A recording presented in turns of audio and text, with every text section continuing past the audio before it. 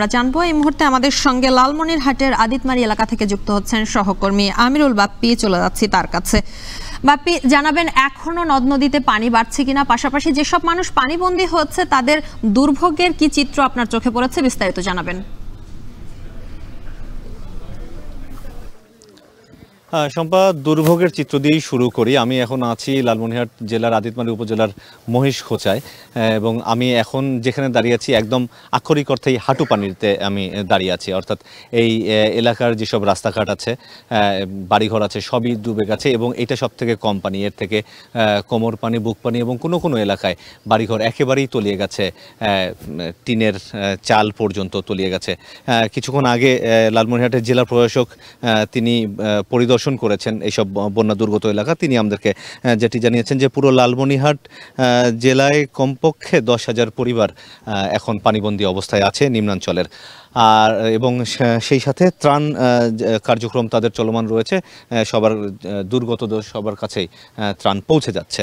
এবং নদ নদীর পানি বৃদ্ধির যে বিষয়টি জানতে চাইলেন সেটি হলো যে এটা একটু সুখবর যে উজানে পানি কমতে শুরু করেছে। যেহেতু গতকালকে থেকে বৃষ্টি কমে গেছে, তাই উজানে পানি কমে গেছে। এখন তিস্তা নদীর যে ডালিয়া পয়েন্ট আছে নীলফামারী জেলায়, সেই ডালিয়া পয়েন্টে বিপদসীমার 3 সেন্টিমিটার নিচ দিয়ে পানি প্রবাহিত হচ্ছে। তবে ভাটির দিকে পানি বাড়ছে। কাউনিয়া, রংপুরের কাউনিয়ায় এখন 33 সেন্টিমিটার উপর দিয়ে প্রবাহিত হচ্ছে নদীর পানি। অর্থাৎ যেটি বোঝা যাচ্ছে যে বৃষ্টি যদি না হয় তাহলে এই তিস্তার পানি খুব দ্রুত নেমে যাবে এবং বন্যার কবল থেকে আপাতত মুক্তি পাবে এই নিচু এলাকার মানুষজন।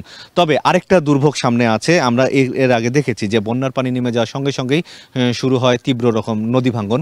সেই নদী ভাঙ্গন এলাকায় নদী ভাঙ্গন রোধে পানি উন্নয়ন বোর্ড সচেষ্ট আছে বলে আমাদেরকে জানিয়েছে। তাদের পর্যাপ্ত পরিমাণে যে জিআই ব্যাগ রেডি করা আছে বালু ভর্তি, সেগুলো তারা যখনই এরকম কোনো খবর পাবেন যে পানি কমে যাওয়ার সাথে সাথে নদী ভাঙ্গন শুরু হয়েছে, তখনই তারা সেখানে সেই রকম ব্যবস্থা নেবেন বলে আমাদেরকে জানিয়েছেন। এবং এই যে তিস্তা নদী বিধৌত যে 5 জেলা, এই 5 জেলার কমপক্ষে লাখো মানুষ এখন এই পানিবন্দী হয়ে আছে। এবং প্রত্যেকটা এলাকার মানুষের সাথে আমি যতটুকু কথা বলেছি, তারা জানাচ্ছেন যে এই যে প্রতি বছর যে তারা বন্যা আসলে ত্রাণ পায়, সেই ত্রাণ দরকার নেই তাদের। আসলে এখান থেকে একটা স্থায়ী পরিত্রাণ দরকার। অর্থাৎ যে কোনো মূল্যে তারা তিস্তা নদীর খননটি চান।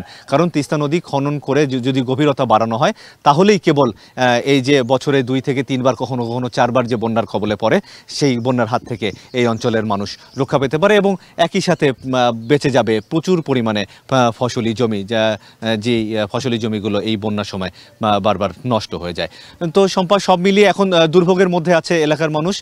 আশা করছি দ্রুত এই দুর্ভোগটা কমে যাবে। এই ছিল আমার কাছ থেকে বন্যার এবং নদীর তীরের সবশেষ অবস্থা। তিস্তায় আবারও পানি বাড়ছে।